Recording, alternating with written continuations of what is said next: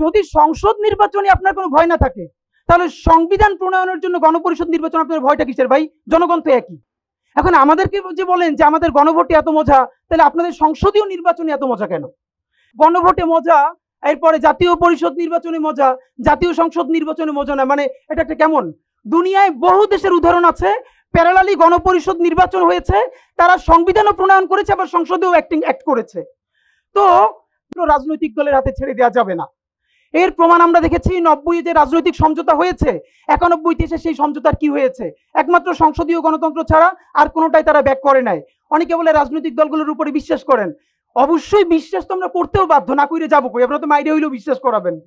তো কিন্তু ব্যাপার হইলো বলে যে কেন, এটা একটু আগে বলছে যে এটা আইন না, প্রতিশ্রুতি। ভাই, যেই পোলা ঘরে বাপের পয়সা চুরি কইরা প্রতিদিন কিরাকাণ্ড করে, ওর 100 কিরারও আর 100 প্রতিশ্রুতিরও কোনো দাম নাই। সুতরাং আমাদের কাছে আমাদের রাজনৈতিক দলগুলো হলো আমাদের সেই পোলা, নামাজের সময় এই যে ইলেকশন আসছে জুব্বা পড়বে, টুপি পড়বে, আল্লাহ বিল্লাহ করবে, মিলাদ গাইবে, একটু পর আবার মৌলবাদী বলবে যখন যা লাগে। এই পলিটিক্সটাও ওকে, আমি তো এই পলিটিক্সটাকে ফাইন মনে করি, যখন যেটা লাগবে এটা নিয়ে সমালোচনা নাই। কিন্তু আল্লাহর ওয়াস্তে যেটা বলি, এই জুলাই সনদ আপনারা রাজনৈতিক দলরা বসে বলেন কি করবেন, কিন্তু এর বাস্তবায়ন ইজ ভেরি ইম্পর্টেন্ট।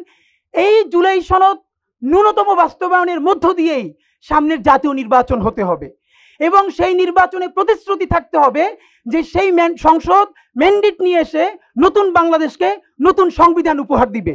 আর মানে আরেকটা ব্যাপার ভাইয়েরা মাঝে মধ্যে বলে যে গণভোটে মজা, এরপরে জাতীয় পরিষদ নির্বাচনে মজা, জাতীয় সংসদ নির্বাচনে মজা না, মানে এটা একটা কেমন? দুনিয়ায় বহু দেশের উদাহরণ আছে প্যারালালি গণপরিষদ নির্বাচন হয়েছে, তারা সংবিধানও প্রণয়ন করেছে আবার সংসদেও অ্যাক্ট করেছে। তো যদি সংসদ নির্বাচনে আপনার কোনো ভয় না থাকে তাহলে সংবিধান প্রণয়নের জন্য গণপরিষদ নির্বাচন আপনার ভয়টা কিসের ভাই? জনগণ তো একই। এখন আমাদেরকে যে বলেন যে আমাদের গণভোটে এত মজা, তাহলে আপনাদের সংসদীয় নির্বাচনে এত মজা কেন? ফ্যাক্ট হলো জনগণই তো ম্যান্ডেট দিবে, তাহলে তারা ম্যান্ডেট দিতে দেন না কেন? তো আর একটা ব্যাপার, এখন যেটা হচ্ছে কথাবার্তা যাই আমরা জুলাই সনদের পক্ষে বলি, ঘুরে ফিরে মিডিয়া এটা বিএনপির বিরুদ্ধে দাঁড় করায়। এটা আর একটা নতুন জিনিস দাঁড়াইছে, বিএনপির বিরুদ্ধে দাঁড় করানো। আমি বিনীতভাবে বলি বিএনপিকে কনফিডেন্সে নিতেই হবে। বিএনপির কনফিডেন্সের বাইরে রাখে বাংলাদেশে বিপ্লব হবে না, কিচ্ছু হবে না, এটা হলো প্র্যাকটিক্যাল কথা। তা আমরা বিএনপির মাহাদি আমির বাইরে ধরবো কি দিয়ে? আমরা ধরবো শহীদ জিয়ারে দিয়া। বিএনপির আমরা শহীদ জিয়ার পলিটিক্সে ফিরাবো ইনশাআল্লাহ। এবং সেই শহীদ জিয়া যেটা করেছে, আজকে আমাদের যে বন্ধুরা একটা কুতর্ক করার চেষ্টা করছেন যে আমরা নাকি সংবিধানের উপরে জুলাই সনদের, কিরে ভাই এই সংবিধানই তো চাই না, তাহলে উপর আর নিচ থেকে কই? বলছি জনগণকে নিয়ে নতুন একটা সংবিধান নির্মাণ করবেন, সেই সংবিধান অনুযায়ী নতুন করে দেশ চলবে, ফ্যাসিবাদ কায়েম হবে না, তাহলে এটার উপর নিচ থেকে কই? সবাই মিলে করবে। বিএনপি যদি ক্ষমতা আসে বিএনপি করবে, সমস্যা কি? সুতরাং আমি বিনীত অনুরোধ করি প্লিজ আপনারা এবার যে রাউন্ডে বসবেন জাতীয় ঐক্যমত্য কমিশন, আপনারা এই আলাপ শেষে আমার মনে হচ্ছে আগামী 15টা দিন বাংলাদেশের খুব ক্রাইসিস যাবে, কারণ এখন জুলাই সনদ বাস্তবায়নের পরে নির্বাচনের ট্রেন ছেড়ে যাবে। সুতরাং এই সময়টা আমরা অত্যন্ত যেন প্রজ্ঞার পরিচয় দেই। দ্বিতীয়ত, প্রয়োজনে বিএনপির সাথে বারবার বসেন, বিএনপিকে বলেন যে বিএনপির ভয় পাওয়ার কিছু নাই।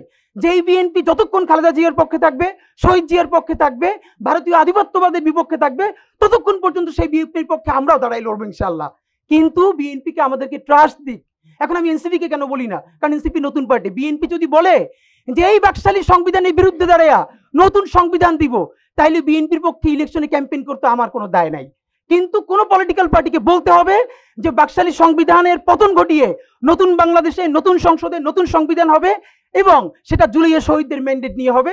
সেই পর্যন্ত আমরা লড়াই আছি। অনেকম আশা করি ধৈর্যচ্যুতি ঘটবে না। প্রচুর তাত্ত্বিক আলাপ হলো, তো আমি যে একটু ভাবসাব নিয়ে কিছু তাত্ত্বিক বয়ান দিব, এটা সরোয়ার তুষার আর তুহিন খান শেষ করে দিয়ে গেছে। সুতরাং আমার আর স্কোপ নাই। আমি বরং আমার পাশে যিনি আছেন বদিউল আলম স্যারকে বিনয়ের সাথে বলতে চাই যে আমি আপনাকে অল্প কয়েকটা কথা বলি, সুযোগ হইলে আমাদের প্রধান উপদেষ্টার কাছে একটু পৌঁছেন। প্রথমত হলো এই যে জাতীয় ঐক্যমত্য কমিশন, মানে আমি একদম যদি অন পয়েন্টে যাই যে জুলাই সনদ আকাঙ্ক্ষা ও বাস্তবায়ন, তো আকাঙ্ক্ষা হলো নতুন বাংলাদেশ, এরপর আর কোনো কথা নাই। নতুন বাংলাদেশ মানি হলো ফ্যাসিবাদী বাকশালী সংবিধান দিয়ে নতুন বাংলাদেশ হয় না। নতুন বাংলাদেশ মানে একটা নতুন সংবিধান লাগবে। সেই নতুন সংবিধানটা বাংলাদেশপন্থী যারা ফ্যাসিবাদ বিরোধী সংগ্রাম করেছে সেই রাজনৈতিক দলগুলোই ম্যান্ডেট নিয়ে সংসদে জাতিকে একটা নতুন সংবিধান উপহার দিবে। কিন্তু প্রক্রিয়া হলো প্রশ্ন যে এই যে ঐক্যমত্য কমিশন গত লম্বা সময় ধরে রাজনৈতিক দলগুলোর সাথে বসছেন, বিনয়ের সাথে বলতে চাই পলিটিক্যাল পার্টিসগুলো বাংলাদেশের স্বাধীনতা সার্বভৌমত্বের অত্যন্ত গুরুত্বপূর্ণ স্টেক হোল্ডার, কিন্তু একমাত্র স্টেক হোল্ডার নয়। আমি তো বরং প্রশ্ন করতে চাই যে বদিউল আলম মজুমদার স্যারের ডান পাশেই বসে আছে একজন শহীদের বোন। তো ধরে নেই 1400 অথবা 1000, আপনারা যেটাই বলেন, এই যে শহীদ, এই ইন্টারিমের মুশকিলটি হলো তুহিন খান বলছিল যে আপনি কি ঘোষণাপত্র, না আপনি সনদ, না আপনি কি 106, আপনি কি? উত্তর হলো আমি কিছু না, আমি ইন্টারিম। মানে এটা হলো সোজা উত্তর যে আমি ভাই কিছু না, আমি ইন্টারিম, মানে যেটা যখন বুঝলে পার পাওয়া যায়। আমি ঘোষণাপত্রে বলবো 1000, সনদে বলবো 1400, মানে যখন দিক থেকে যেটা আসে। আমার বরং বিনীত প্রশ্ন সেটা হলো, এই যে রাজনৈতিক দলগুলোর সাথে এতবার বসলেন, একটা খসড়াও তৈরি হলো, আপনাদেরকে যতবার এই বিএনপি থেকে শুরু করে অন্যান্য রাজনৈতিক দলগুলো বলেছে অনির্বাচিত সরকার, তাদের ম্যান্ডেট নাই, আপনারা কি বলেছেন? এই ঐতিহাসিক গণ অভ্যুত্থান আমাদেরকে ম্যান্ডেট দিয়েছে, এই জুলাইয়ের শহীদরা আমাদেরকে ম্যান্ডেট দিয়েছে, এই জুলাই সনদ নিয়ে এখন পর্যন্ত 100 বার বলছি, আপনারা এখন পর্যন্ত একটা শহীদ পরিবারের সাথে বসছেন কেন? প্রত্যেকটা শহীদ পরিবারের সাথে আপনি সনদ নিয়ে একবার বসতে পারেন না বলেন? এই রাজনৈতিক দলগুলো অত্যন্ত গুরুত্বপূর্ণ, কিন্তু এই রাজনৈতিক দলগুলো আজকে ঐক্যমত্য কমিশনে বসতে পারছে, ঝগড়াঝাটি করতে পারছে কাদের জন্য? এই শহীদের রক্তের মধ্য দিয়ে।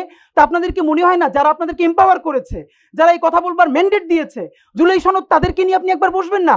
এখন বসবেন যে এরা এটা বুঝবে না সেটা বুঝবে না। তাহলে ঠিক যেই ইমোশনে যারা রাজপথে নেমে জীবন দিয়েছিল, সেই ইমোশনের কাছাকাছি যে একটা নতুন বাংলাদেশ বিনির্মাণের জন্য আমরা এই প্রস্তাবনা আনছি, আপনারা কি মনে করেন বসেন নাই?